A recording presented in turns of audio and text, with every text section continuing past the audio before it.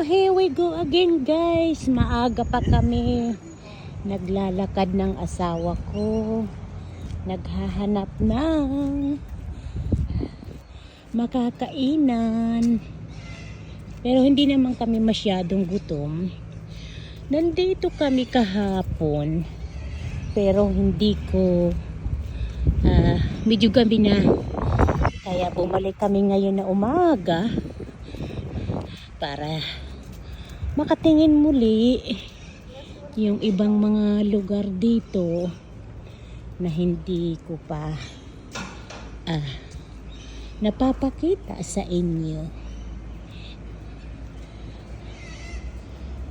Maraming mga shop dito at restaurant.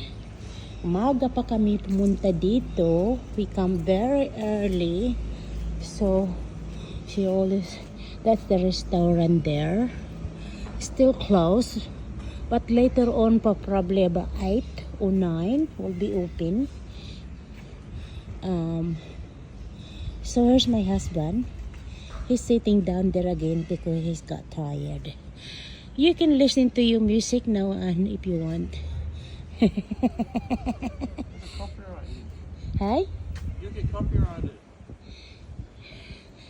As long as you're not too close to me, that's fine. As long as it's just you can listen yourself.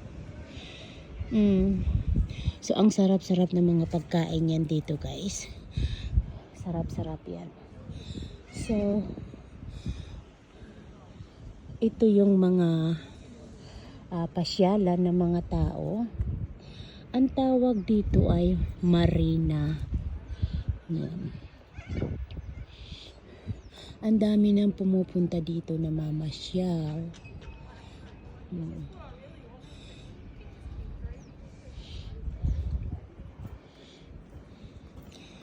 Paboritong lugar namin ng asawa ko, lalong-lalo na ako. Yan. Ang daming, ang mga tao dito, may nagpakatira dito. Yan sa mga barko, tawag doon. Ang tawag dito ay marina, asi ayot. May nagpakatira dyan, yung iba. Na talagang nakatira sila dyan. Yung iba naman ay, yung parang uupahan mo pag namamasyal ka.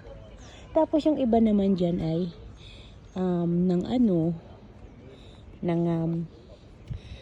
nangingisda. Ganyan. Pero dito sila nakatira. Ayan, ganda ng tubig, oh. Diba guys? Ganda. Beautiful place. I love it. Thank you for watching. Please follow more.